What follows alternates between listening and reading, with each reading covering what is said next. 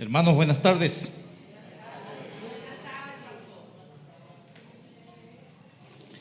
Bueno, gracias a Dios que nos permite estar en este lugar.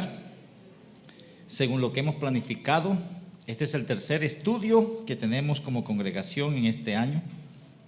Y agradecemos al Señor como lo hemos planificado, así se han dado. Sin duda que cada uno de los que va a participar en el estudio son los que Dios tiene en su plan que hagan parte de Él.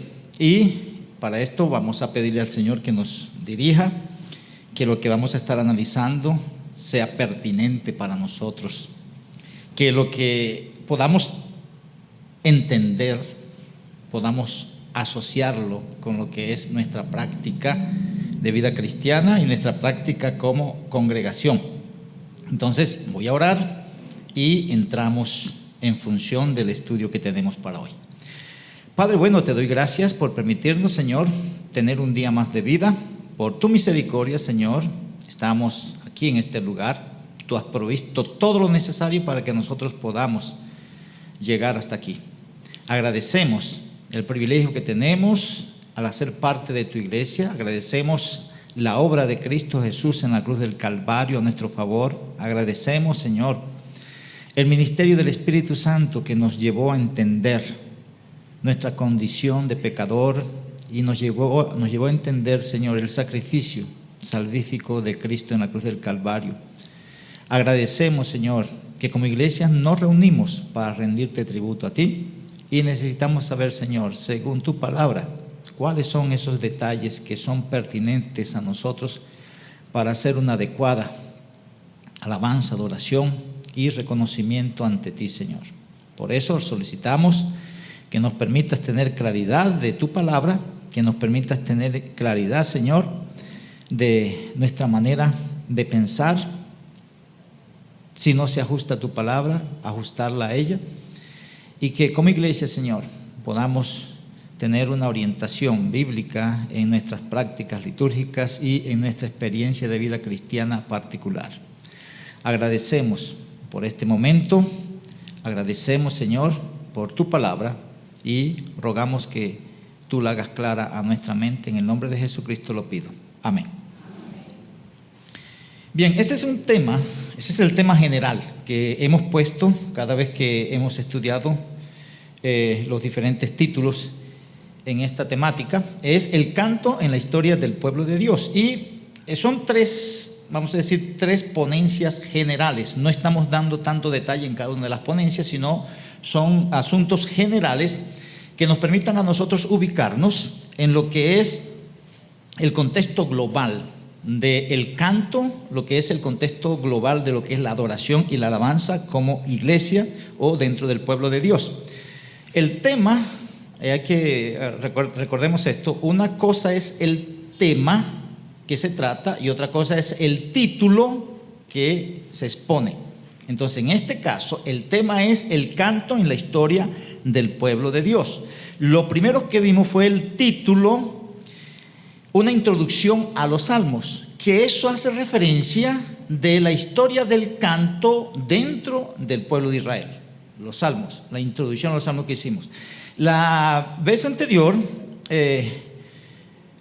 la última reunión que tuvimos, estuvimos hablando acerca del canto dentro de la iglesia del primer siglo, lo que registra el Nuevo Testamento, y vimos todos los versículos donde se menciona cántico, himno, salmo, que está relacionado con las prácticas que tuvieron los primeros cristianos en el contexto de los cánticos, alabanza y adoración en sus reuniones cúlticas. Eso fue el segundo tema, el segundo título. El tercer título es hoy el canto, vamos a decir, desde el primer siglo hasta nuestra época, pero enfocado en los signos. Entonces vamos a decir la historia de los signos dentro de la iglesia cristiana, la historia de los signos dentro de la iglesia cristiana.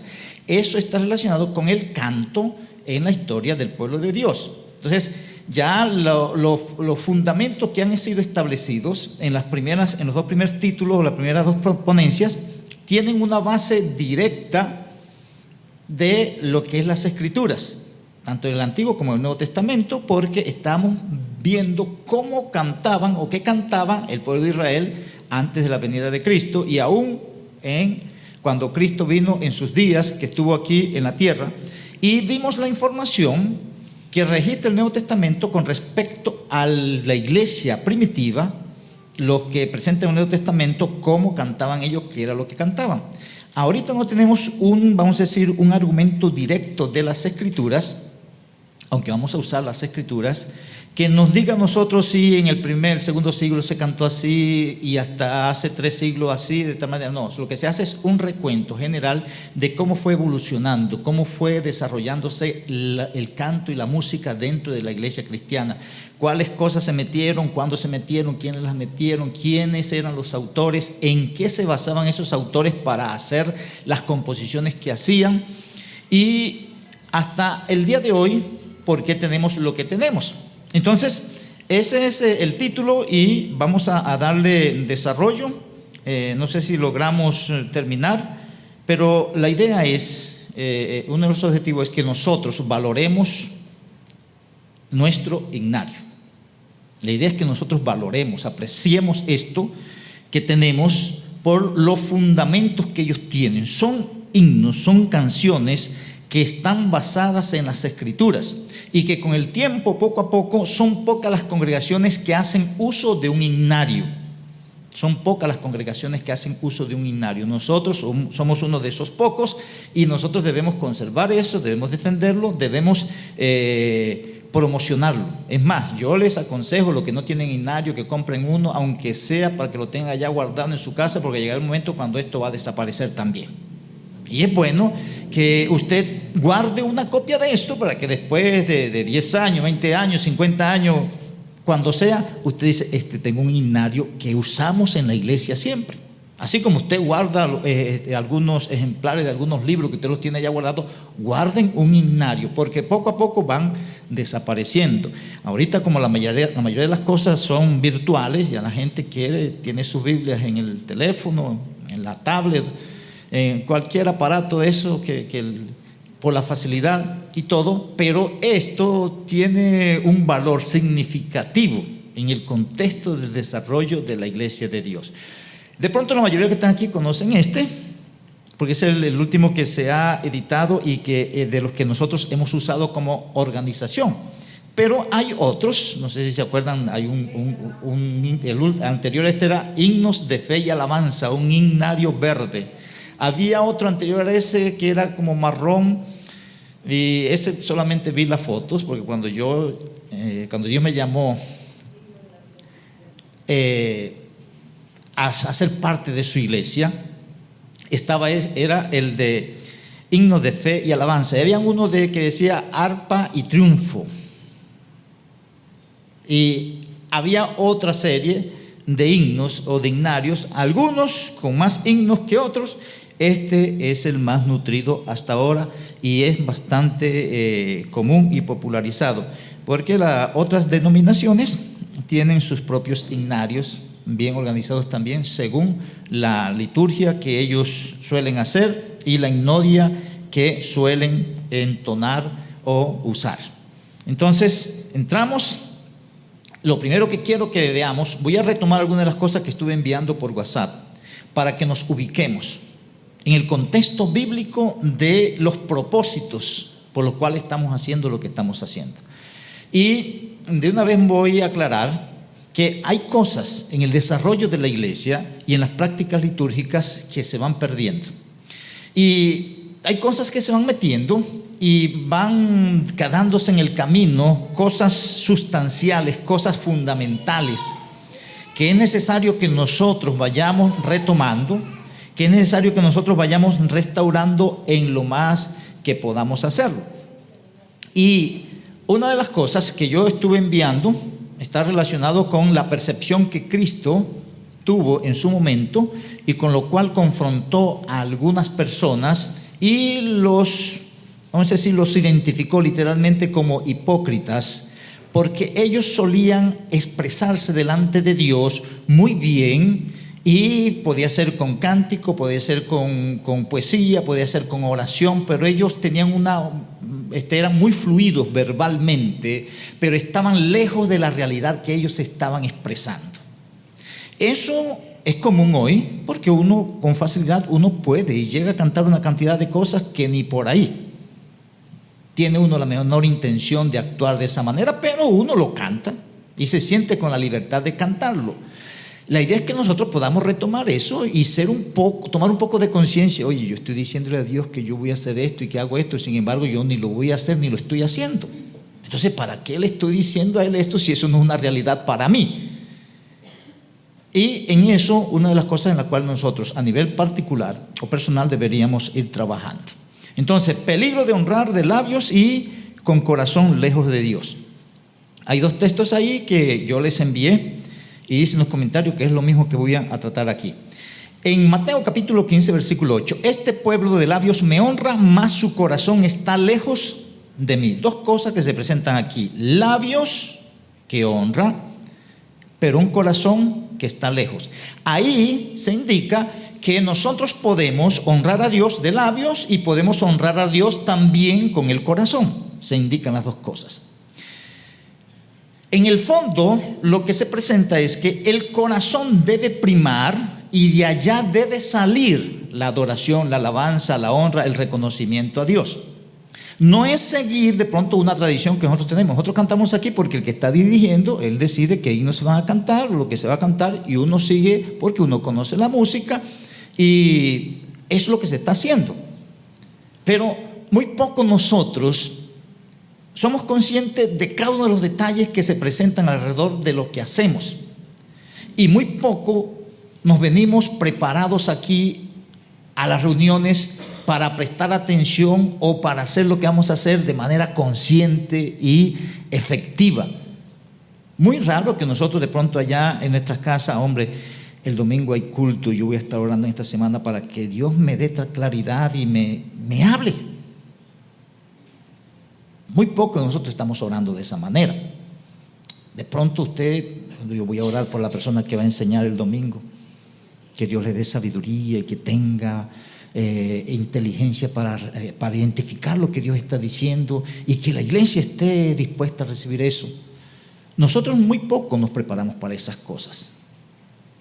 Algo que deberíamos hacer, porque esto es algo fundamental para nosotros y que son pocas las reuniones a las cuales nosotros asistimos, pero que deberíamos mostrar un poco de interés en eso. Y eso, lo que estoy diciendo, está asociado con una actitud del corazón que reverencia a Dios y que se prepara para prestar atención a Dios y para expresarse delante de Dios, porque no quiere hacerlo solamente de labios. El Señor Jesucristo, cuando dijo eso, Él estaba haciendo referencia a Isaías, que estuvo también haciendo una reprensión al pueblo de Israel, a un grupo del pueblo de Israel que tenían una mentalidad igual. Y allá literalmente también los trata de hipócritas. Cuando ustedes lean el contexto, sea el contexto de Mateo, sea el contexto de Isaías, el contexto es la hipocresía de algunas personas que se acercan a Dios, pero que en realidad su vida no está cerca de Dios. Tienen un tinte religioso y participan de ciertas actividades religiosas, pero Dios no hace parte de su vida cuando usted ve su vida, porque eso debe evidenciarse. Y en el contexto de Mateo 15 eso es bastante claro. Lo que dice en Isaías, y leo, dice pues el Señor, porque este pueblo se acerca a mí con su boca, y habla primero de acercarse y después habla de honrar. Entonces allá Isaías habla, ellos se acercan, acercarse a Dios, y después dice y honran, pero hay la condena ahí que dice ellos lo hacen, el acercamiento es de boca. Piensen ustedes esas personas que dicen, no, sí, yo voy a la iglesia, yo creo mucho en Dios y yo a Dios lo tengo en cuenta en todo y todo ese tipo de cosas, y cuando usted va a ver, ni él mismo se cree lo que está diciendo, porque eso es de boca. Cuando usted ve la cosa, oye, después usted lo ve haciendo y diciendo cosas, no, de boca lo que está diciendo. O si es alguien que se acerca a Dios, pues se está acercando de boca solamente y lo está honrando de boca. Dice, pero, está en azul, su corazón está lejos de mí. Y su temor de mí no es más que un mandamiento de hombres que les ha sido enseñado. Las dos cosas que se presentan aquí es en el contexto de cómo Dios está condenando esas cosas, porque aquí en el texto de Mateo está hablando Cristo, que es el Señor, y en el texto de Isaías habla Dios, dice pues el Señor. Ellos quieren acercarse y me identifican a mí de tal manera. Recuerdan lo que dijo Cristo: vosotros me llamáis a mí Señor, y si yo soy Señor, ¿por qué no hacen lo que yo les estoy diciendo? Porque ustedes me están nombrando Señor y eso es de boca, pero si yo soy Señor, ustedes deberían ser obedientes a su Señor. Si no, es bla bla. Primero, acercamiento a Dios de boca solamente. Cuando se habla ahí de acercamiento, y estoy presentando la traducción, la definición de la palabra. Acercarse es acudir, presentarse. En ese contexto está relacionado con aparentar aproximación íntima. Esas personas que pueden hacer cualquier aspecto que lo identifique como una persona piadosa, pero que no lo es en el fondo. Y aquí dice, ellos se acercan, porque dice se acercan y hacen cosas que en el contexto de otras personas literalmente se están acercando, solamente que aquello lo están haciendo desde adentro del corazón, ellos lo están haciendo desde afuera para hacer bulto como los otros que están en ese contexto. Lo segundo es honrar a Dios de labios solamente. Cuando se habla de honrar, ahí estamos definiendo sentir peso por la persona de Dios. Sentir peso porque yo conozco algo de su naturaleza divina, yo conozco algo de su carácter, de su poder, de su misericordia, su paciencia, conozco las obras que Él está haciendo y eso me impacta a mí. Y Él es digno de respeto, Él es digno de que yo le rinda honra. Voy a honrar al Señor por lo que Él representa para mí. Entonces, peso que lleva a reconocer y reverenciar a Dios como lo más valioso, lo más importante, como también solemos decir que para nosotros Dios es lo primero.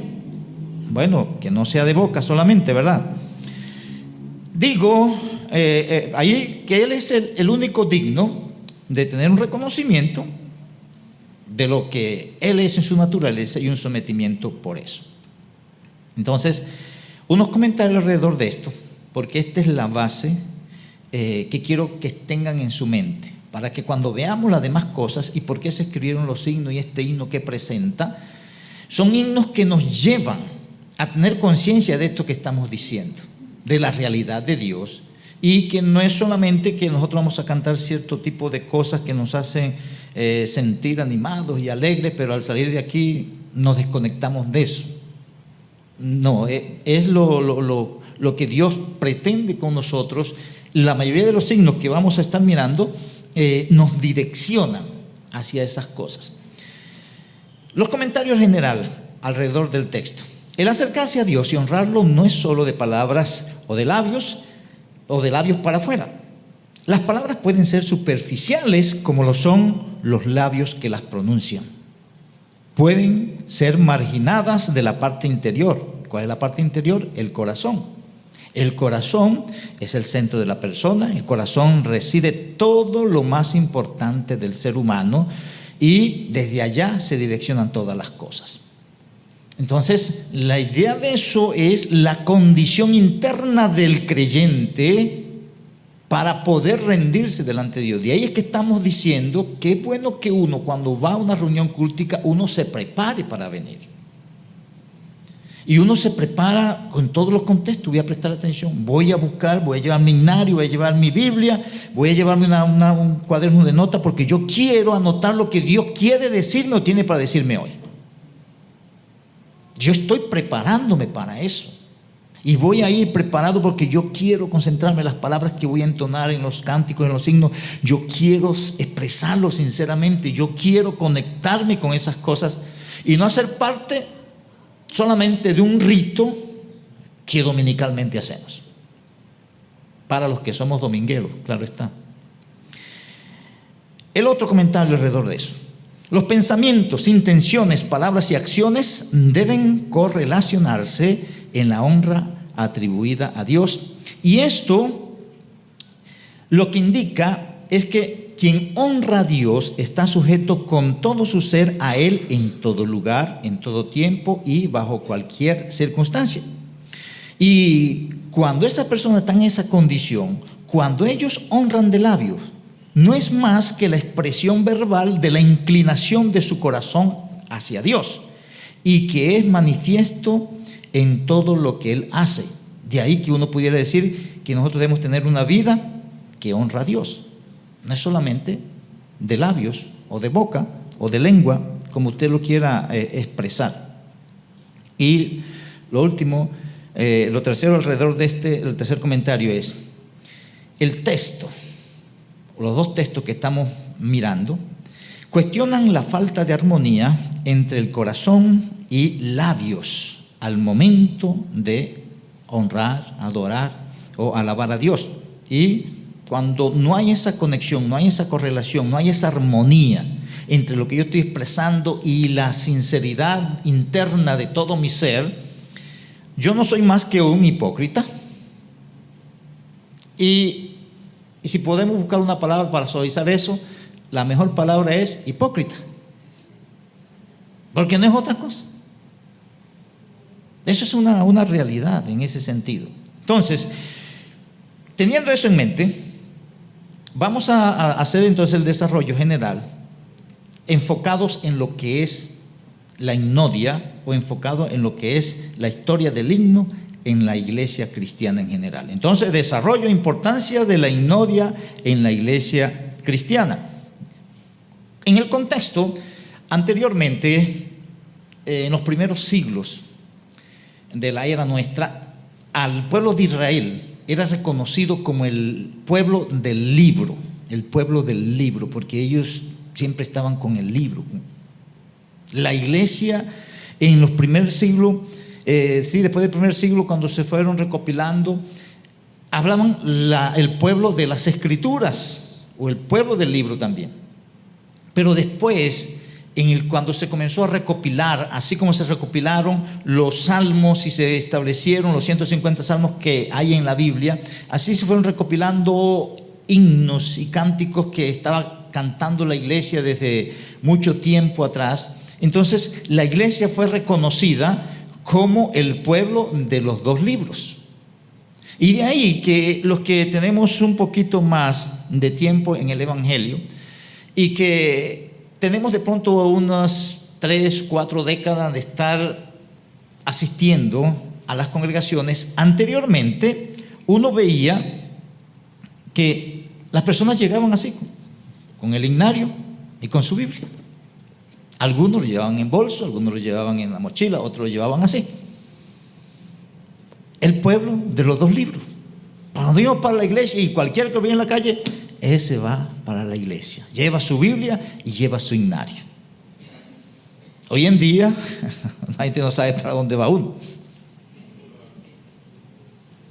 No hay una identidad, no hay un signo, un símbolo que nos identifique en la calle desde lejos. Eso no quiere decir que, porque cualquiera puede cargar una Biblia, pero el valor y el aprecio que uno le da a esto, eso es de uno. Y uno debería tener eso, para muchos hoy, como la osadía de andar con un libro y un himnario, con una Biblia y un himnario. Porque hay muchos de los jóvenes hoy que eso no lo han visto o no lo vieron, pero deben comenzar también a tener algo así. Y otra vez, es bueno que nosotros tengamos una Biblia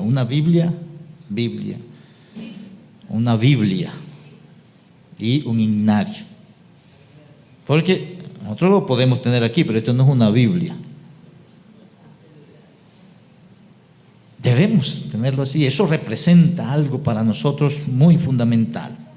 Entonces, no quiero poner el himnario a la par de la Biblia en la importancia que tiene. Lo que quiero que veamos es que el contenido de los signos está tan afianzado en la doctrina bíblica que un himnario debe estar acompañando a la Biblia para que cuando veamos lo que la Biblia nos está diciendo, vayamos al himnario y cantemos a razón de lo que está revelando su palabra, y la mayoría de las cosas que está en ese himnario está relacionado con su palabra. Y eso es alabar, y de pronto no tengamos claridad de muchas cosas, pero esos himnos están basados en las Escrituras, y uno pudiera decir, estamos alabando, a lo menos usando el entendimiento en ese sentido. Los comentarios también que hicimos en el WhatsApp. Después de la Biblia, el himnario es el libro que más ha contribuido al desarrollo, crecimiento y formación de la iglesia cristiana. Eso es lo que venimos diciendo. Lo segundo, así como los salmos eran un elemento esencial de adoración en la sinagoga judía y en el servicio de los primeros cristianos en el primer siglo, lo es el himnario en nuestra congregación. Y por eso le damos propaganda, por eso lo promocionamos, estimulamos, y aún qué bueno que están algunos dándole clase a los muchachos, a los que están recibiendo clase de piano, de flauta, de guitarra, y todo es ¿para qué? Para interpretar estos signos. Qué bueno que todas las generaciones aquí, no pase una generación que no pase por el estudio del himnario y de aprender la música del himnario y de promocionar y aprenderse esos cánticos, porque si hay una generación que deja de hacer eso, desaparece el himnario. Por eso nosotros lo promocionamos. No quiere decir que nosotros no podemos cantar ni vamos a cantar otras canciones y coros de eso, lo hacemos. Pero la prioridad en el contexto del canto es el himnario para nosotros. Algunas definiciones. Un escritor de himnos se conoce como un himnista o himnodista. Eso es una persona que compone un himno, himnista o himnodista. La práctica de cantar himnos se llama himnodia. Entonces se habla de la himnodia de la iglesia, la primera iglesia de Fonseca. La himnodia nuestra está recogida en este libro. La colección de himnos se denomina himnario. Cualquier colección de himnos que está, independientemente de la cantidad que tenga, desde 2 para arriba, ya es un himnario. Pueden tener notas o pueden no tener notas, pero se reconoce como un himnario. Ahora, no vamos a detallar en estos momentos esos asuntos que están relacionados, que identifica un himnario, un himno de un coro o una canción. Eso no lo vamos a hacer ahora. Sin embargo, después que uno ve todo lo que está relacionado con el himnario o con los signos, uno dice, no necesito una claridad de eso, porque al saber qué es un himno, ya la diferencia va a salir a flote.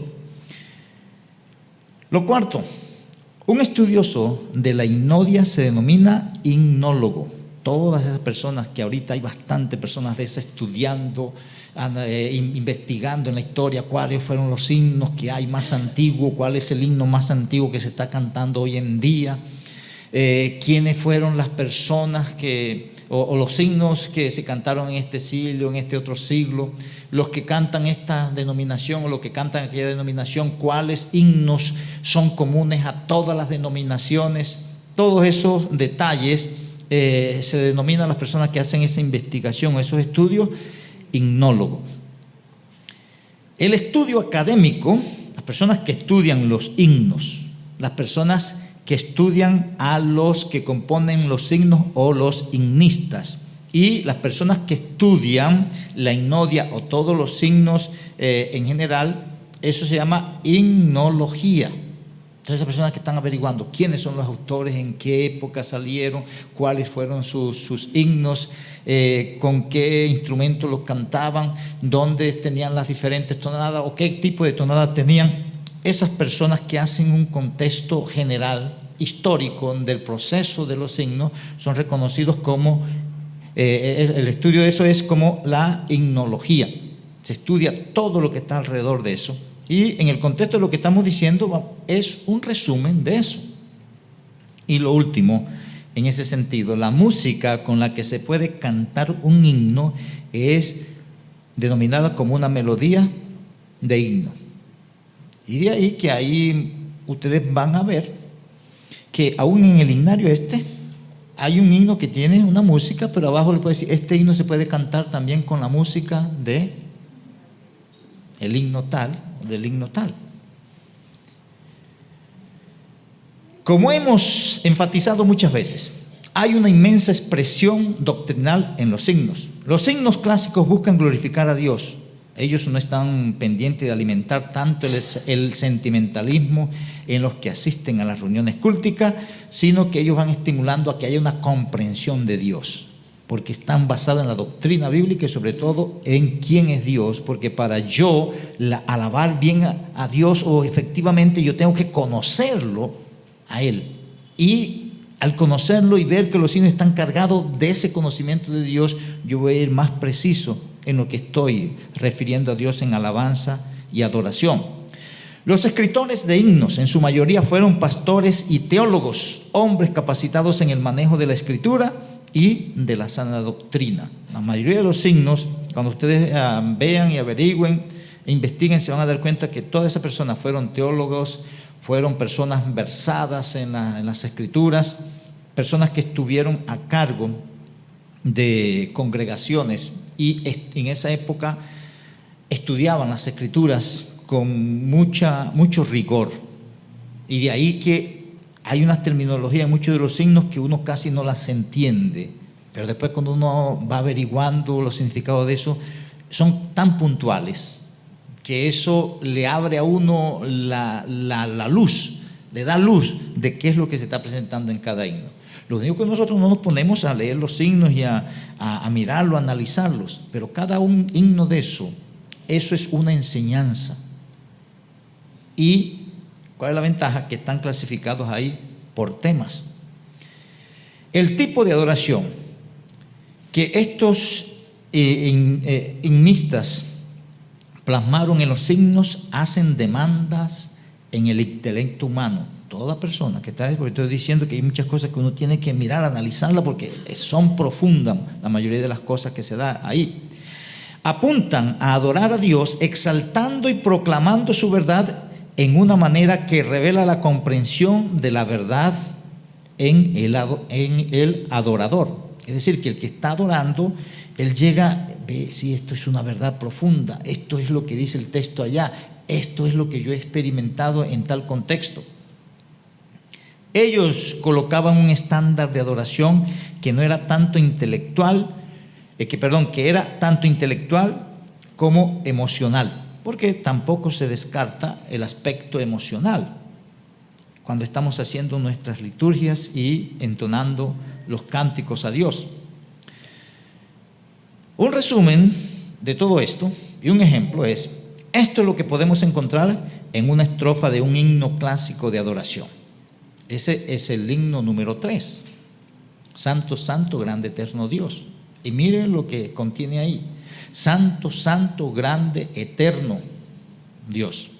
Con alegría hoy te alabamos. Y después retoma, Rey de reyes, grande capitán, todopoderoso guerrero.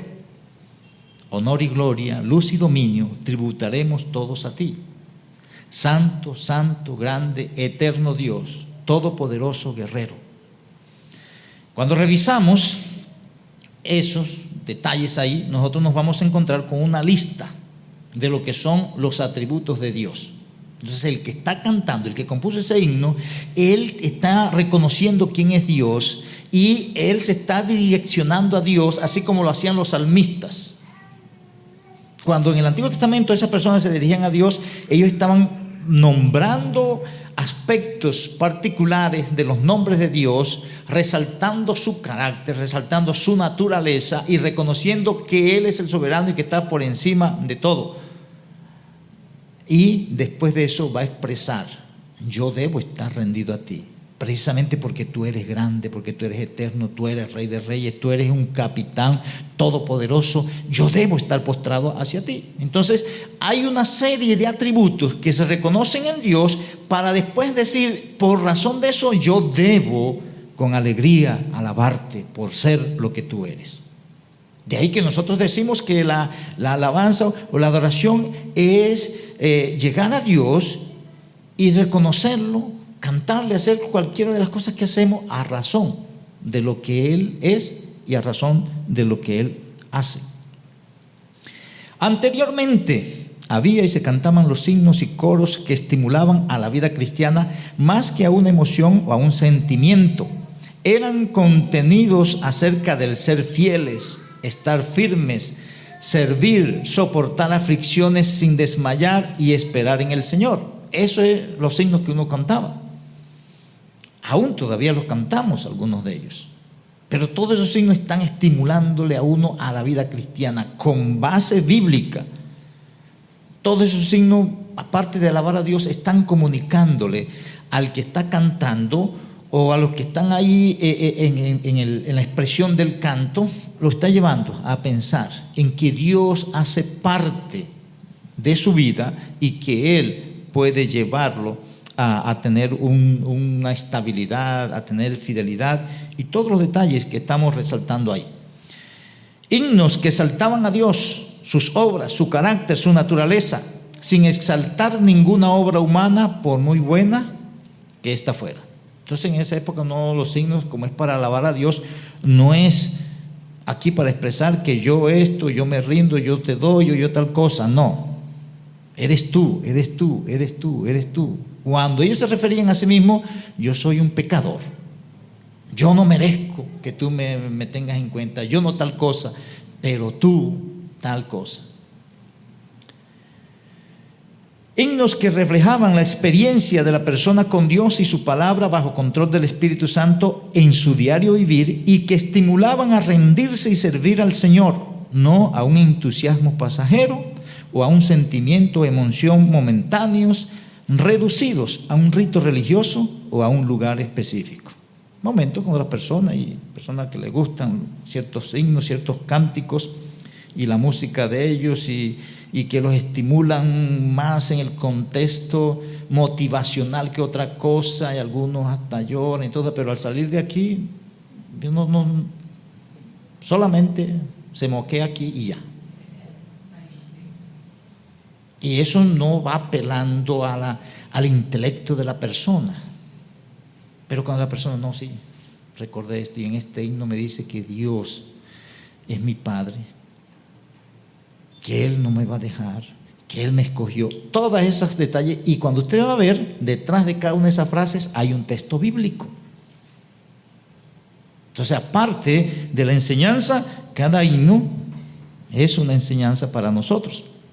Las personas en esas reuniones salían estimuladas a la acción en lo que a vida cristiana se refiere. No salían con la simple mentalidad de que pasaron un tiempo agradable, sino con ganas de hacer lo que entienden bíblicamente deben hacer. Porque uno dice, no, sí, la música hoy estuvo buena, me gustó como dirigió fulano esta canción. ¿Y qué? ¿Y qué? ¿Ese es el objetivo? ¿Soy yo el que tengo que dar esa opinión? ¿No canté fue para Dios? Hay muchas incógnitas en ese sentido.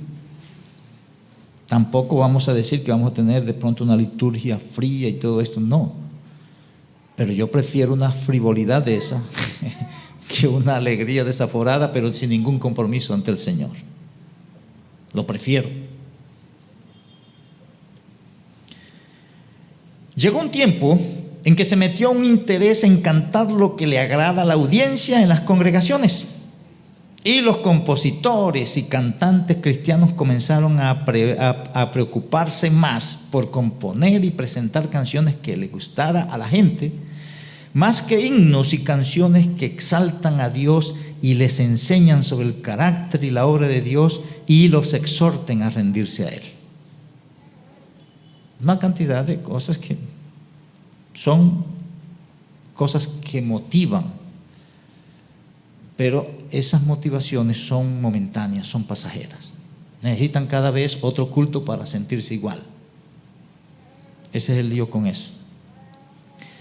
Ahora vamos a ver algunos detalles de cómo se desarrolló el contexto de los signos, cómo se fue desarrollando hasta el momento donde estamos. Y como el tiempo no es mucho, eso es un resumen, como he dicho desde un principio, pero que nos va a ubicar un poco. Y el propósito, como estamos diciendo, es que nosotros valoremos.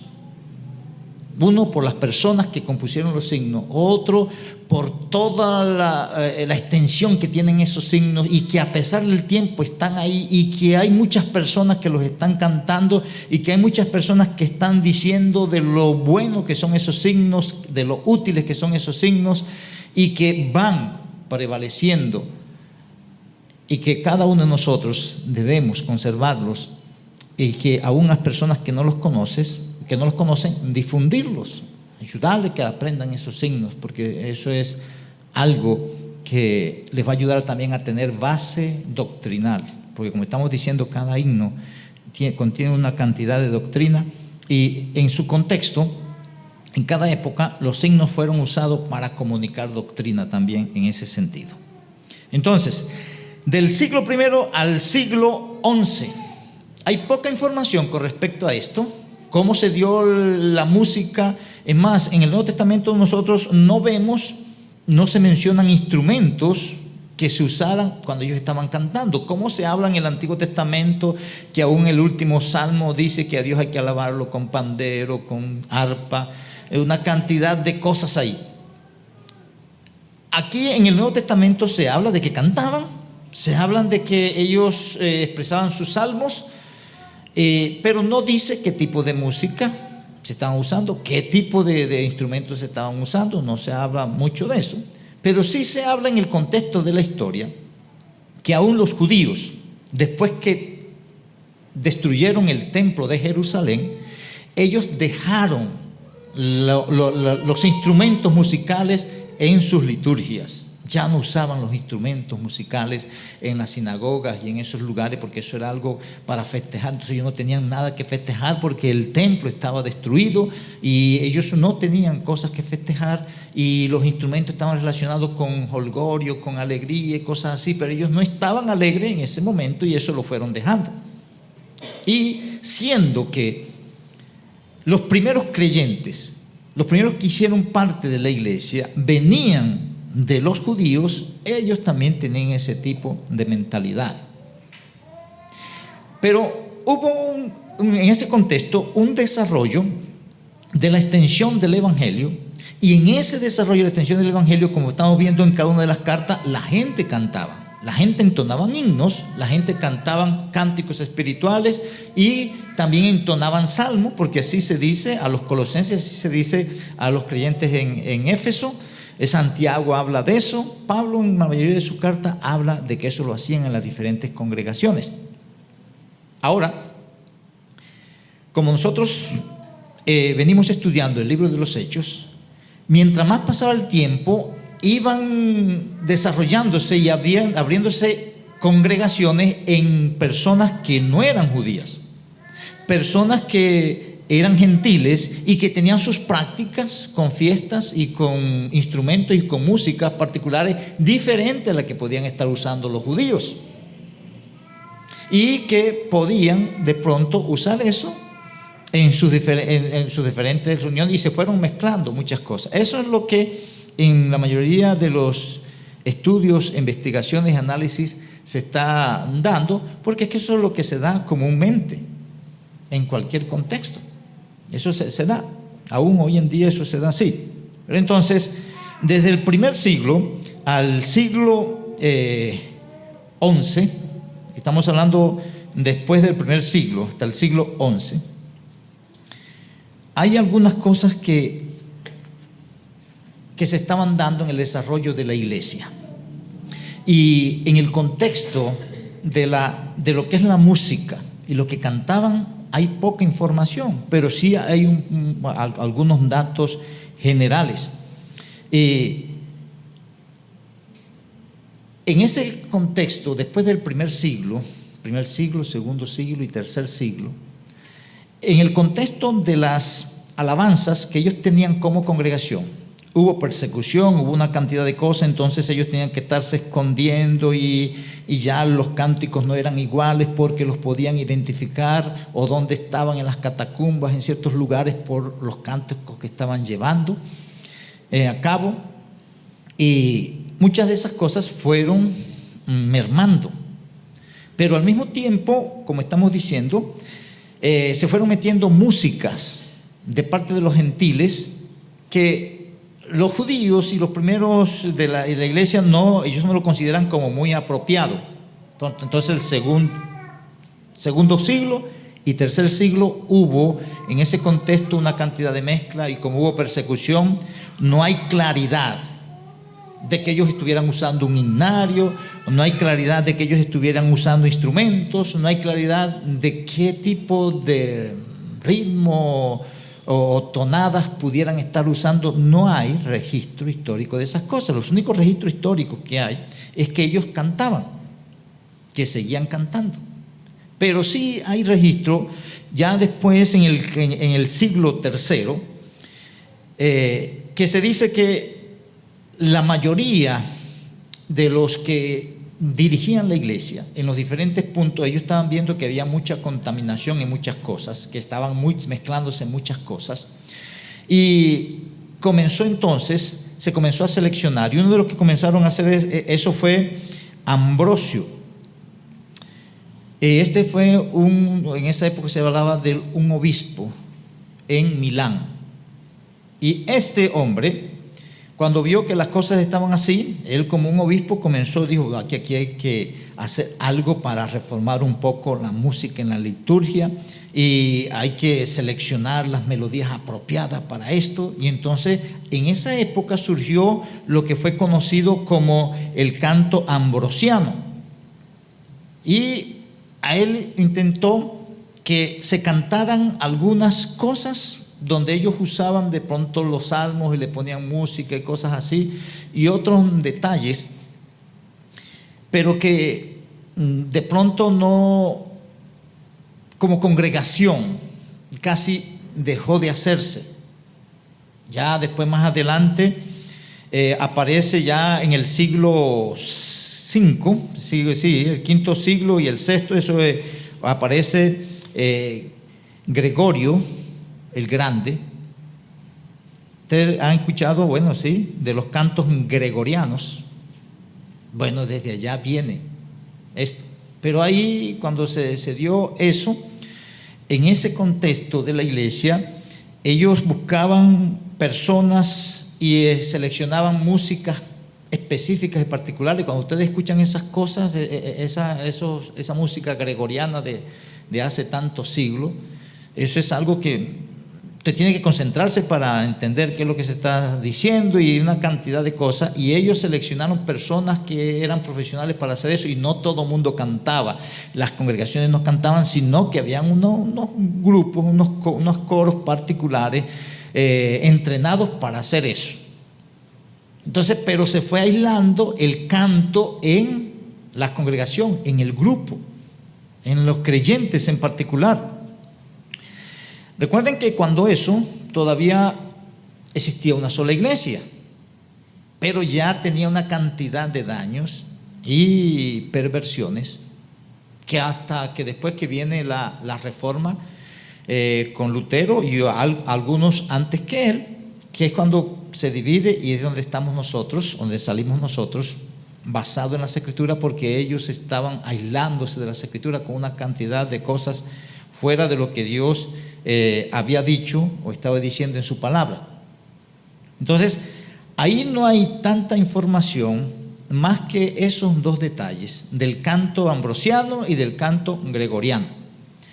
En la mayor parte, cuando salió el canto gregoriano, ese anuló casi por completo el cántico ambrosiano, y excluyó a la mayoría de las personas comunes del canto en las congregaciones o en las reuniones, y se especializaron algunos para hacer ese tipo de liturgia con cánticos particulares. una de las características que tiene ese cántico es que no se usa instrumento. Eso siempre, y tiene casi la misma tonada. Eso es el canto gregoriano, pero eso ha prevalecido. Hay muchas iglesias católicas que mantienen eso de esa manera. En el siglo XII, ustedes han escuchado de Francisco de Asís. Francisco de Asís. Ya en el siglo XII, con todo el desarrollo de la iglesia y las perversiones y las contaminaciones que hubo en la iglesia, eso fue un siglo donde hubo bastante desarrollo económico en el contexto europeo, y porque era lo que más se desarrollaba.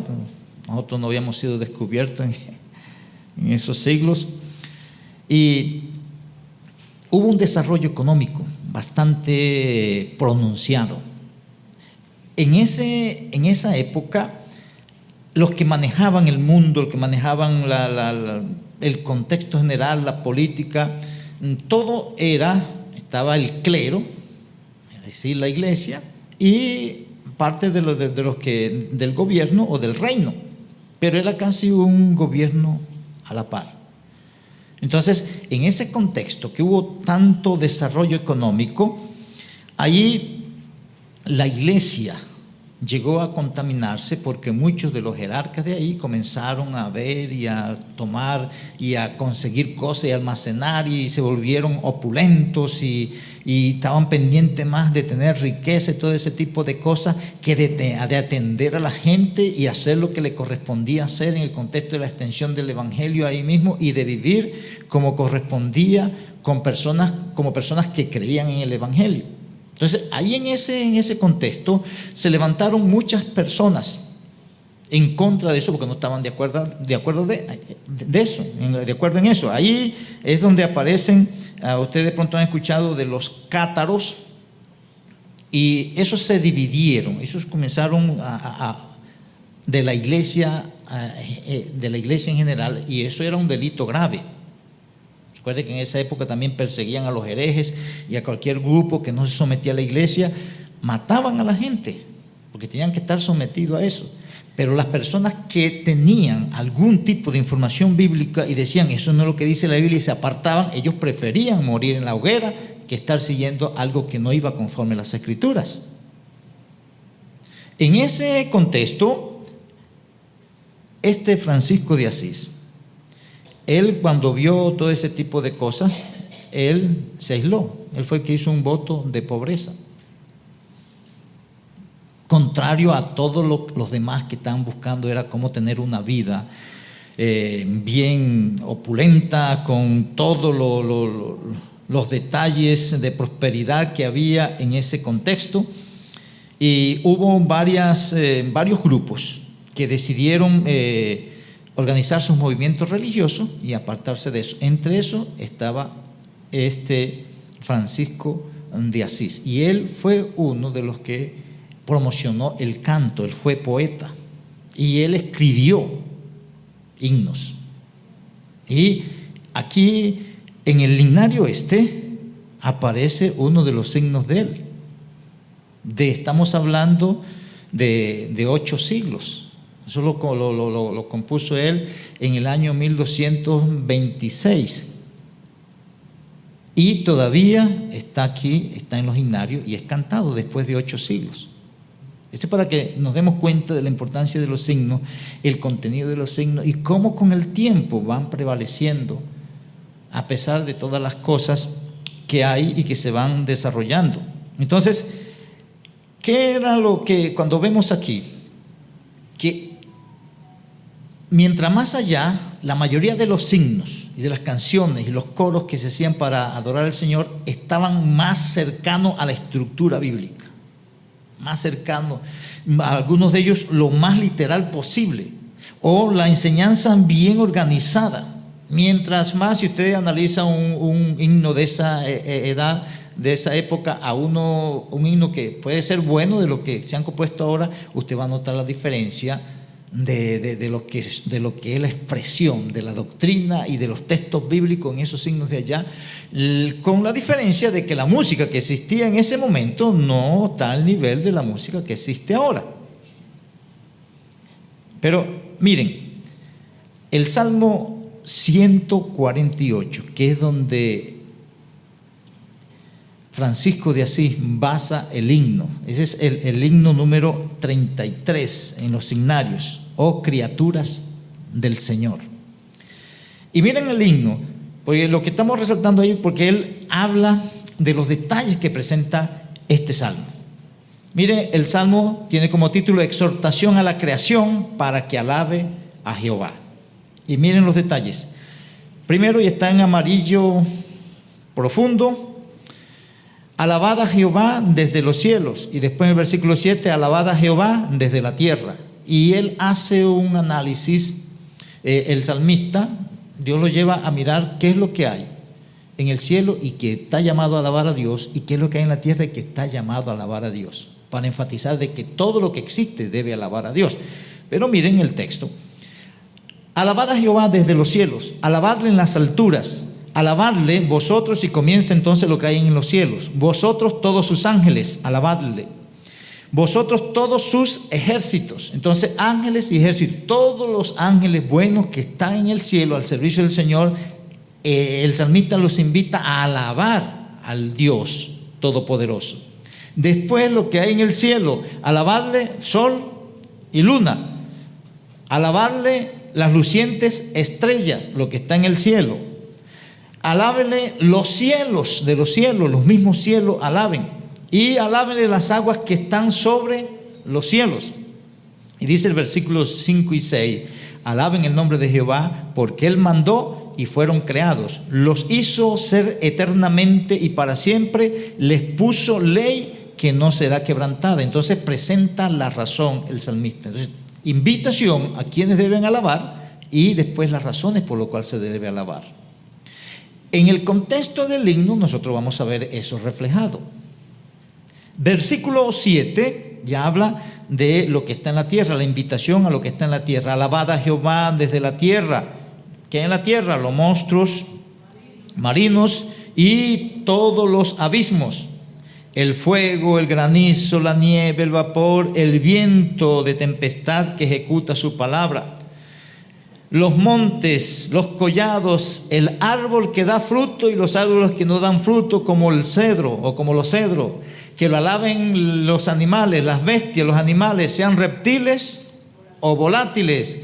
Que lo alaben todas las personas, sean reyes o sea cualquier persona del vulgo, del pueblo en general. Que lo alaben los príncipes y que lo alaben los jueces. Y después va a clasificar aún por edades, versículo 12: los jóvenes, las doncellas, los ancianos y los niños. Eso es algo que está así bien estructurado, que Dios llevó al salmista, que todo lo que existe debe alabar a Dios. Y presenta la razón. Entonces, versículo 13: alaben al nombre de Jehová, porque solo su nombre es enaltecido. Su gloria es sobre cielo y sobre tierra. Entonces, la invitación a la alabanza es lo que uno reconoce que es alabanza y que es adoración, ¿no? Expresar esto a Dios a razón de lo que Él es y de lo que Él hace. Y ahí presenta eso. Entonces, todo lo que existe debe tener una orientación de alabanza. Y lo más preciso que presenta el versículo 14 es: Él ha exaltado el poderío de su pueblo. Por eso, alábenlo. ¿Quiénes? Sus santos. De manera especial concluye el texto diciendo: sus santos, los hijos de Israel y el pueblo a Él cercano. O sea, si nosotros somos pueblo cercano a Él, tenemos que hacerlo. Entonces, el cántico o el Salmo 33, oh criaturas del Señor, fue escrito en el año 1225 y está basado en este salmo. Y cuando ustedes ven ahí: oh criaturas del Señor, cantad con melodiosa voz, alabadle, aleluya. Ardiente, comienza: ardiente sol con tu fulgor, oh luna de suave esplendor. Y sigue la línea de lo que está dicho allá.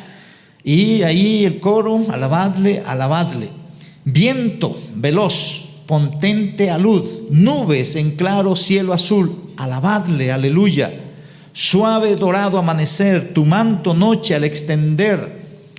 Oh fuentes de agua de cristal, a vuestro Creador cantad, alabadle, aleluya. Oh fuego, eleva tu loor, tú que nos das luz y calor. Pródiga tierra maternal, que frutos brinda sin cesar, alabadle, aleluya. Rica cosecha, bella flor, magnificad al Salvador. Con gratitud y con amor, cante la eterna creación, alabadle, aleluya. Al Padre, al Hijo Redentor y al Eternal Consolador. ¿Cuántos de los que están aquí han cantado ese himno? No.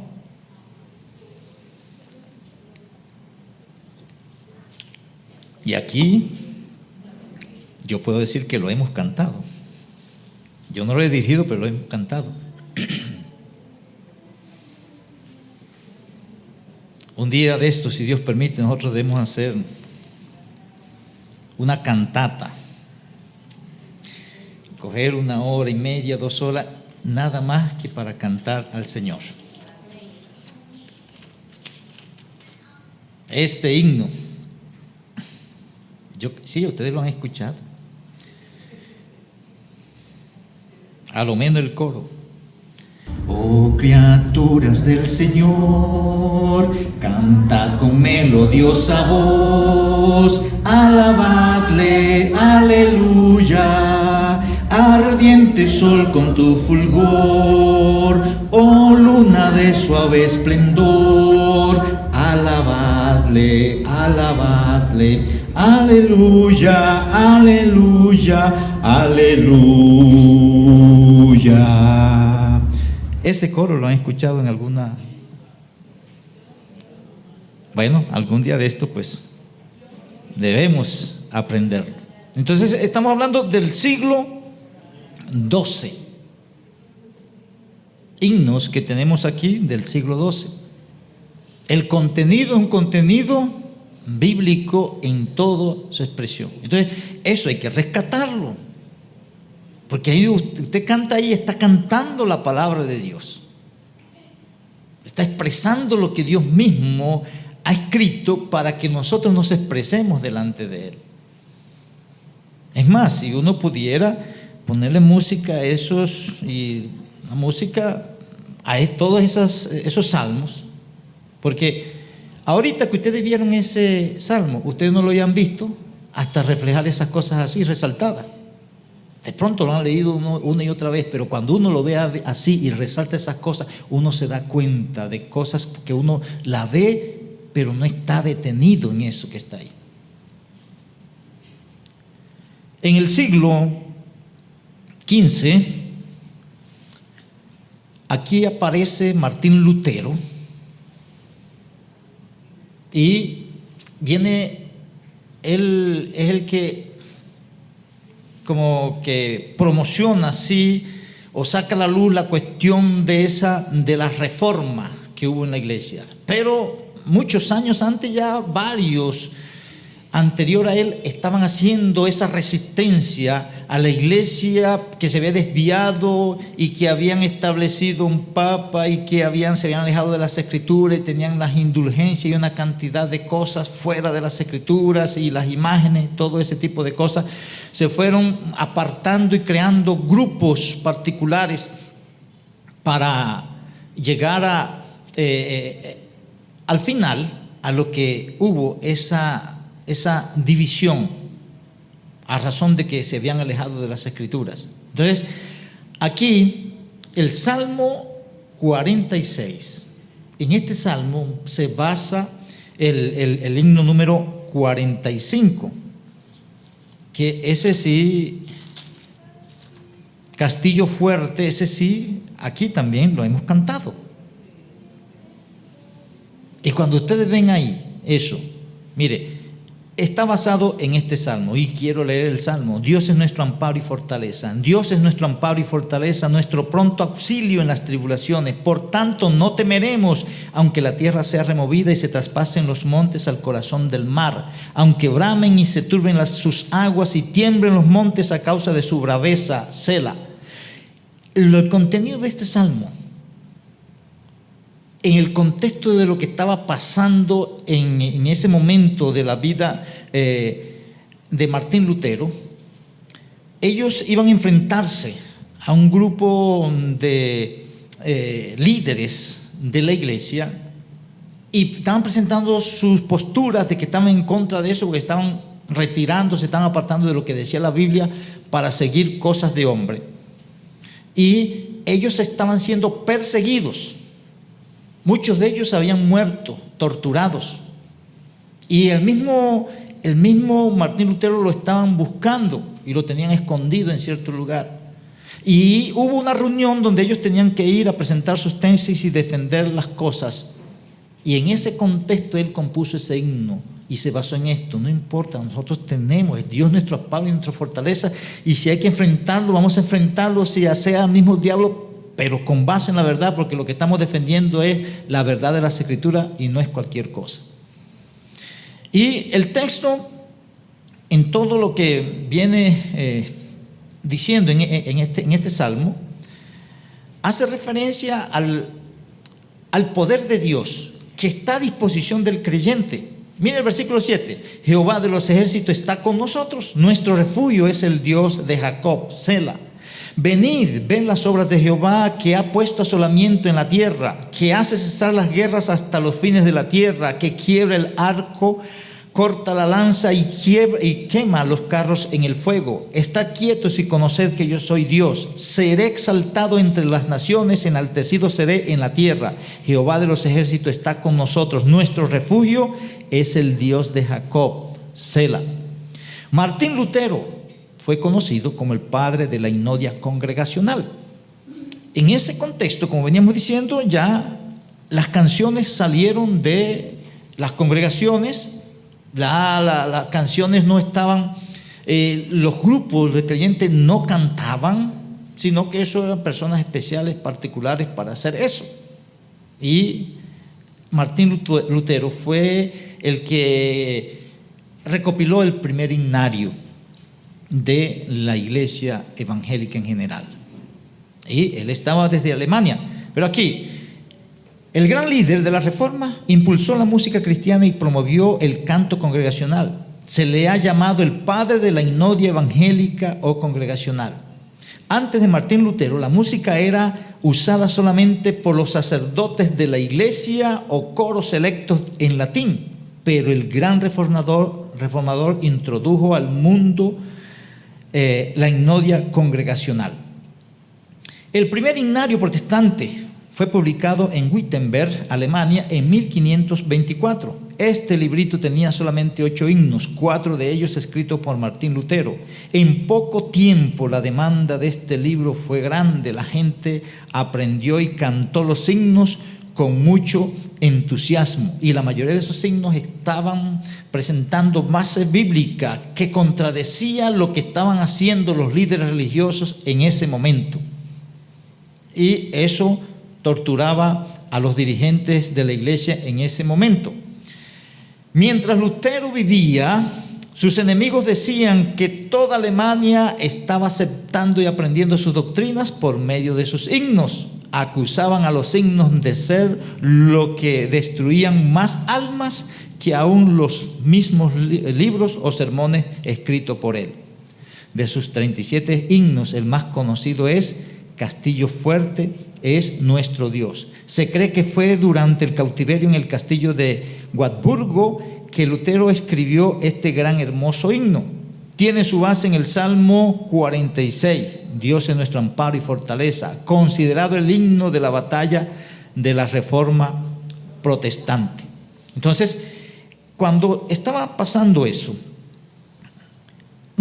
algunos de los amigos de él iban a ir a ese encuentro, eso lo llamaban una dieta, donde iban a discutir esas cosas.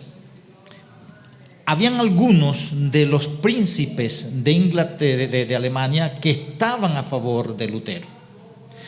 Y algunos de los que iban a defender sus tesis eran sus amigos, estaban instruidos por él. Él le compartió el himno y los animaba con ese himno. Y ellos que Él no podía presentarse porque él tenía orden de captura. Él no podía, estuvo en una reunión anterior donde le dieron un salvoconducto para que asistiera, pero en estos momentos él estaba expuesto a que lo consiguieran o lo atraparan y lo mataran, porque esa era la orden, porque él no quería retractarse. Eso también lo han escuchado ustedes, donde él dice que él no va a ir en contra de las Escrituras, que prefiere morir, pero que no va a ir en contra de las Escrituras, y tuvieron que esconderlo, porque él estaba casi como el apóstol Pablo, que él quería salir y enfrentar las cosas confiando en Dios, pero allá lo detuvieron. Entonces, en ese contexto, muchos de las personas, muchos de sus amigos habían muerto por causa de defender esa verdad. Cuando van a enfrentarse ya con esta gente, ellos necesitan estar bien, no solamente tener la información, sino estar confiados en que lo que Dios está diciendo, Dios los va a defender a ellos en ese contexto. Y de ahí es donde surge este himno, que miren el contenido: castillo fuerte es nuestro Dios, y da los detalles: defensa y buen escudo. Piensen en lo que ellos tenían que enfrentar y lo que él mismo tenía que enfrentar. Con su poder nos librará en ese trance agudo que ellos estaban viviendo ahí. Con furia y con afán acósanos Satán, por armas deja ver su astucia y gran poder, cual él no hay en la tierra. Y en ese contexto se está dirigiendo a esos líderes religiosos casi como emisarios de Satanás para ir en contra de él y de los suyos. Nuestro valor es nada aquí, con él todo es perdido, mas por nosotros pugnará de Dios el escogido. Y todo eso es doctrina profunda.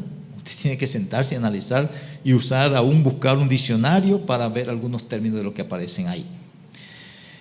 Es nuestro Rey Jesús, el que venció en la cruz, Señor y Salvador, y siendo Él solo Dios, Él triunfa en la batalla. Aunque estén demonios mil prestos a devorarnos, no temeremos, porque Dios sabrá cómo ampararnos. Y recuerden el contexto: van a enfrentarse como cuando se enfrentó Daniel con los leones. Que muestre su vigor Satán y su furor, dañarnos no podrá, pues condenado es ya por la palabra santa.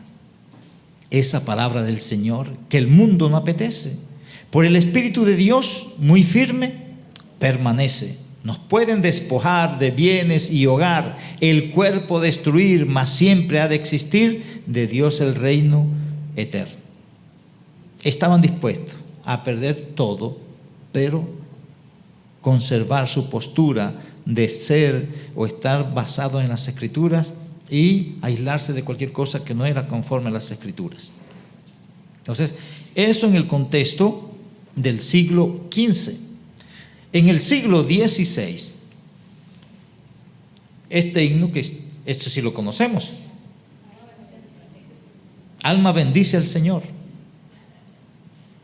Este fue ahí en el himnario, dice, en el siglo XVI, porque yo he sacado la lista en orden de los himnos y la época en que fueron escritos, para que tengamos el derrotero histórico de cómo se han ido organizando. Y cuando ustedes otra vez comparan estos himnos con los que fueron compuestos en el siglo pasado, hay una diferencia bastante grande, tanto en la música como en el contenido de lo que tiene cada estrofa. Miren este himno: alma mía bendice al Señor, Rey potente de gloria, de sus mercedes esté viva en ti la memoria. Oh, despertad, arpa y salterio entonad, himnos de honor y victoria. Alma bendice al Señor, que los orbes gobierna y te conduce paciente con mano paterna. Todas esas declaraciones son declaraciones bíblicas. Te perdonó, de todo mal te libró. ¿Por qué? Porque su gracia es eterna. Alma bendice al Señor, de tu vida la fuente. Aquí habla entonces de la procedencia de esta. Te creó y en salud te sostiene clemente. Es tu defensor en todo trance y dolor. Su diestra es omnipotente. Todo eso es doctrina bíblica. Alma bendice al Señor por su amor infinito. Con todo el pueblo de Dios su alabanza repito. Dios, mi salud, de todo bien plenitud, seas por siempre bendito. En el siglo XVII, Isaac Watts, este fue conocido como el padre de la hipnodia inglesa. Lutero fue el padre de la hipnodia evangélica. Pero cada reino, cada país tenía unas características particulares en el contexto del desarrollo de la iglesia.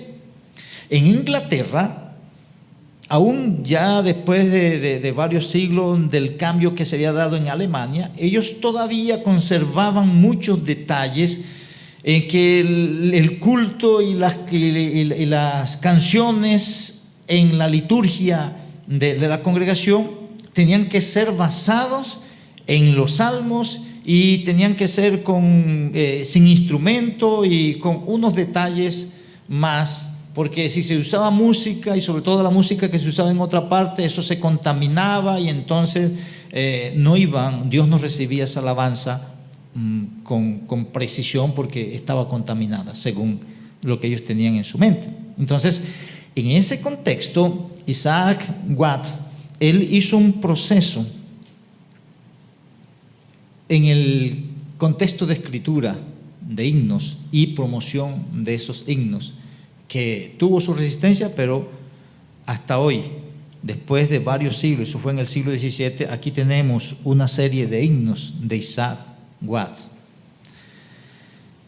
El canto congregacional en el siglo XVII en Inglaterra consistía en los salmos hechos poesía.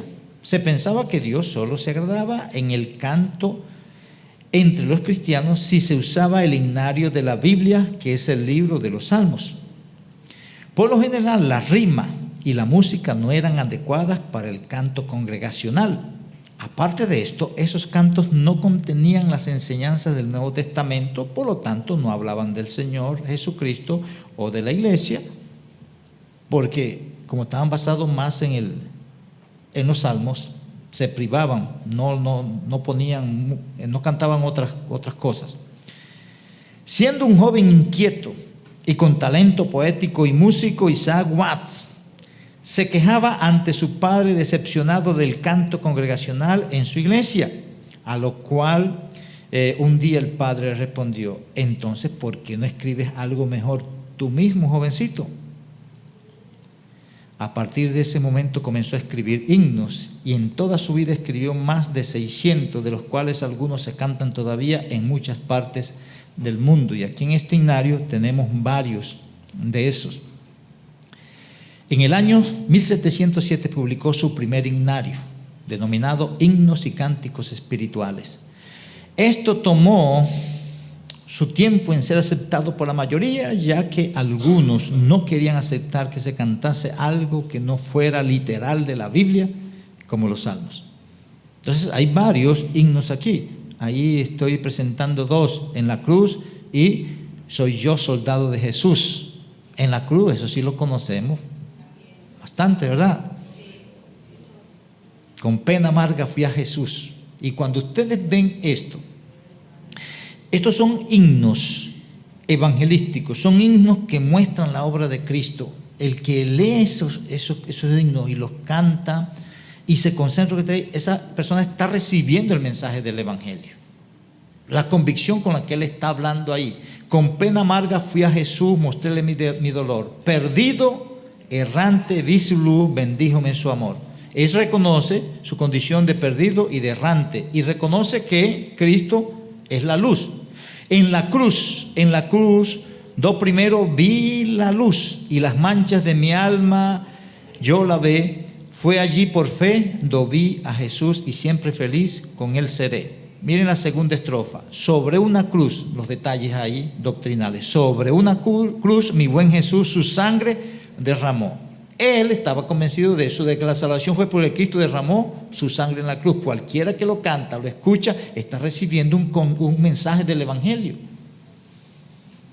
Dice, su sangre derramó por este pobre pecador. Se identifica ahí como pecador y que con su sangre en la cruz, por ella lo salvó. Él está reconociendo eso.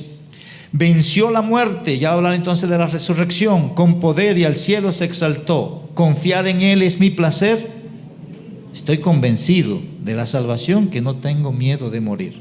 Eso es doctrina. Y doctrina evangelística ahí. Aunque Él se fue, habla entonces de la esperanza en el último, la última estrofa. Aunque Él se fue, solo no estoy, mandó al Consolador, Divino Espíritu que hoy me da perfecto amor. Todo eso usted puede buscarle un texto bíblico que hay, que lo único que le hace falta es escribírselo ahí. Seguimos en este siglo XVII. John Newton. Este es el autor de ¿cuál himno?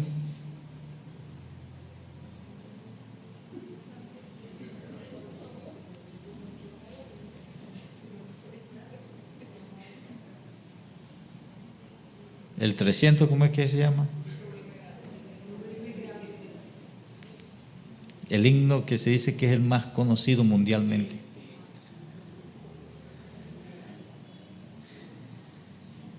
John había aprendido a leer la Biblia en el regazo de su madre a la edad de 4 años. Ella le cantaba los himnos de Isaac Watts, ¿recuerden? Y le instruyó bajo los principios bíblicos. Su madre murió cuando él tenía 6 años. Su padre, quien no tenía interés en las cosas espirituales, era capitán de un barco mercante y viajaba durante meses. Después de unos años, John fue llevado a un internado donde estuvo 3 años. A los 11 años empezó a viajar con su padre, quien en el barco. Allí aprendió todas las malas costumbres de los marineros. Fue llevado para prestar servicio naval después de eso y desertó. El papá tuvo que interceder para que no lo mataran, porque la pena de eso era la muerte. Trabajó después de eso en un buque que traficaba con esclavos, llegando a ser esclavo él mismo también.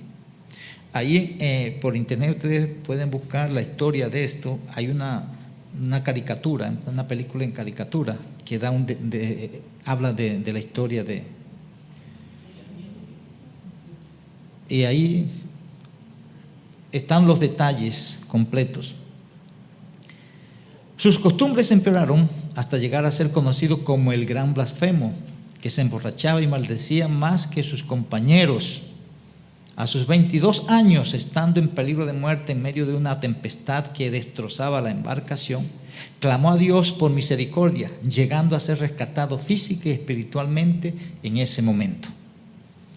Por algunos años después de su conversión, piloteó un barco y trabajó como oficial del gobierno en el muelle de Londres, y durante ese tiempo dedicó espacio a estudiar la Biblia en sus idiomas originales hasta que fue llevado a pastorear una congregación al pueblo de Olney. Escribió el himno Sublime Gracia como un testimonio de su vida libertina e infeliz que Dios un día salvó.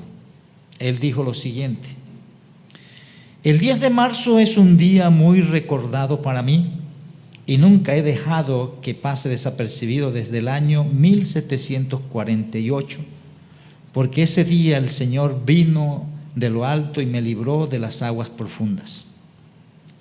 Y después dice esto: es cierto que no soy lo que debería ser, pero bendito sea Dios, ya no soy lo que era. Dios me ha sacado misericordiosamente del profundo lodo cenagoso y ha puesto mi pie sobre la roca, Cristo Jesús. Él ha salvado mi alma. Y ahora es el deseo de mi corazón ensalzar y honrar su gracia sublime, incomparable, gratuita, soberana y distintiva, porque por la gracia de Dios soy lo que soy. Es la gran alegría de mi corazón atribuir mi salvación enteramente a la gracia de Dios. John Newton. Ese himno, sí lo ha cantado usted. Sublime gracia del Señor que un infeliz salvó. Fui ciego, mas hoy miro yo, perdido, y Él me halló. Su gracia me enseñó a temer, mis dudas ahuyentó. Oh, cuán precioso fue a mi ser cuando Él me transformó. En los peligros o aflicción que yo he tenido aquí, su gracia siempre me libró y me guiará feliz. Y cuando en Sión por siglos 1000, brillando esté cual sol, yo cantaré por siempre allí su amor que me salvó. Siglo XVIII, el himno Santo, Santo, Santo fue compuesto por Reginald Heber en 1826. Allí, en resumen, se dice que este hombre, él era un teólogo, pastor, y para afianzar y para enseñar la doctrina de la Trinidad, él compuso este himno. La doctrina de la Trinidad siempre ha tenido conflicto y lo seguirá teniendo, porque el mismo término no aparece en la Biblia, pero sí se enseña de que Dios se manifiesta en tres personas. Entonces, el contenido del himno fue usado o se escribió para enseñarlo. En esa época tenían sus días particulares donde enfatizaban ciertas doctrinas y había un día particular para esta doctrina, y él compuso ese himno y se popularizó. La discusión principal que se dio con respecto a la doctrina de la Trinidad, eso fue en el año 325, en lo que se habló en una reunión en Nicea, y el que le puso la música a este himno, le puso de la música el nombre Nicea, el concilio de Nicea, donde se defendió la doctrina de la Trinidad. Y este himno fue compuesto para fortalecer y aún promocionar la tesis de la Trinidad en las Escrituras. Este es uno de los himnos que más cantamos: Santo, Santo, Santo, y detalla las cosas con respecto a Dios. Señor omnipotente, siempre el labio mío loores te dará. Santo, Santo, Santo, te adoro reverente. Dios en tres personas, bendita Trinidad. Santo, Santo, Santo, en numeroso coro, santos escogidos te adora sin cesar. De alegría llenos y sus coronas de oro rinden ante el trono y el cristalino mar. Santo, Santo, Santo, la inmensa muchedumbre de ángeles que cumplen tu santa voluntad. Ante ti se postra, bañada de tu lumbre, ante ti que has sido, que eres y serás. Santo, Santo, Santo, por más que estés velado e imposible sea tu gloria contemplar, santo tú eres solo y nada hay a tu lado en poder perfecto, pureza y caridad. Santo, Santo, Santo, la gloria de tu nombre vemos en tus obras, en cielo, tierra y mar. Santo, Santo, Santo, te adorará todo hombre, Dios en tres personas, bendita Trinidad. El himno Cuán grande es Él, escrito en 1885 por un pastor sueco, Carl Bober. Y aquí en el himnario, varias de las historias que estamos leyendo ahí están. En su experiencia como personas que conocían las Escrituras y en su experiencia de lo que veía en ese contexto, él fue motivado a escribir acerca de la grandeza de Dios. Ese es otro de los signos clásicos. Señor mi Dios, al contemplar los cielos, el firmamento y las estrellas 1000, al oír tu voz en los potentes truenos y ver brillar el sol en su cenit, mi corazón entona la canción. Cuán grande es Él, cuán grande es Él. Al recorrer los montes y los valles y ver las bellas flores al pasar, al escuchar el canto de las aves y el murmurar del claro manantial, mi corazón entona la canción. Cuán grande es Él. Cuando recuerdo del amor divino que desde el cielo al Salvador envió, aquel Jesús que por salvarme vino y en una cruz por mí murió, mi corazón entona la canción. Cuán grande es Él. Cuando el Señor me llame a su presencia, al dulce hogar, al cielo de esplendor, le adoraré cantando la grandeza de su poder y su infinito amor. Otra en el siglo XVIII, Fanny Crosby. Esta mujer, a la edad de mes y medio, perdió la vista. Tenía como alguna dificultad en la vista, le hicieron un procedimiento errado y quedó ciega.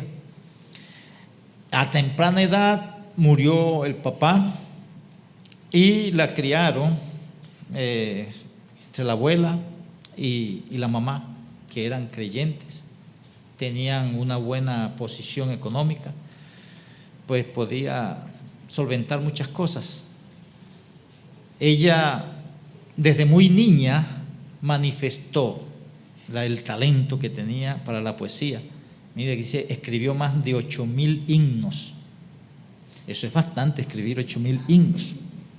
Es la de la persona que más himnos hay aquí. Y son de los himnos que más cantamos. Miren la lista que está ahí. Esos son la mayoría de los himnos que cantamos nosotros. Pues aquí escogí este. Alabad al gran Rey.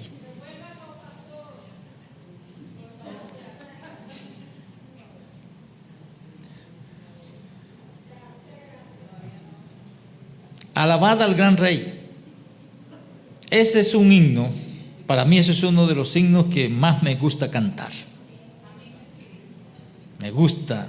Solemne resuenen las voces de amor. Con gran regocijo tributen loor, y comienza a detallar atributos de Dios. Al Rey soberano, el buen Salvador, dignísimo es Él del más alto honor. Alabad, alabad. Es nuestro escudo, baluarte y sostén, el omnipotente por siglos, amén. Tanto las estrofas como el coro está cargado de atributos, resaltando los atributos de Dios.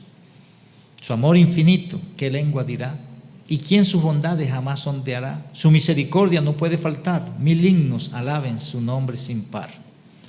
Inmensa la obra de Cristo en la cruz, enorme la culpa se ve por su luz. Al mundo Él vino, nos iluminó, y por nuestras culpas el justo murió. Cuando ustedes ven todos esos himnos, esos son himnos evangelísticos, son himnos que contienen doctrina de toda la obra de Dios Padre, Hijo y Espíritu Santo, y que con claridad están mostrando esa obra al ser cantados. Y esos himnos en la antigüedad se usaban mucho en los cultos evangelísticos, y las personas que escuchaban a los creyentes en sus casas iban escuchando el evangelio. Y de eso hay bastante información, testimonio de personas que han escuchado y han creído en el evangelio a razón del contenido de esos himnos. Velad fieles todos, velad con fervor, que viene muy pronto Jesús el Señor. Con notas alegres vendrá a reinar, y a su eterna gloria nos ha de llevar. Eso es nada más hasta el siglo XVIII. Sin embargo, ustedes pueden hacer una lista de todo lo que hay en los himnarios, y otra vez lo que estamos resaltando es que independientemente del tiempo en que esos himnos fueron compuestos, en que esos himnos fueron recopilados, esos himnos que han pasado de himnario a himnario, la mayoría de esos himnos no tienen vamos a decir, una franquicia particular en ninguna denominación. Son himnos interdenominacionales. Son himnos que se han cantado por muchos años, son himnos que han sido usados por muchos años, son himnos que contienen una riqueza doctrinal, y que si usted se pone a leer cada uno de ellos, es más, me gusta que la mayoría de los que han hecho han editado y han recopilado estos himnos, ellos se han encargado de organizar los versículos que están, a los cuales hacen referencia a las diferentes estrofas de estos himnos. Entonces, en la parte de arriba, este himnario tiene ahí una lista de versículos en cada himno, a lo cual puede estar haciendo referencia el himno. Y cuando usted lee los textos, se va a dar cuenta que eso es así. Entonces, mis hermanos, gracias a Dios que tenemos un himnario. Gracias a Dios que a través de esos himnos nosotros somos edificados, alabamos a Dios y aún somos educados o instruidos en la doctrina de la palabra de Dios.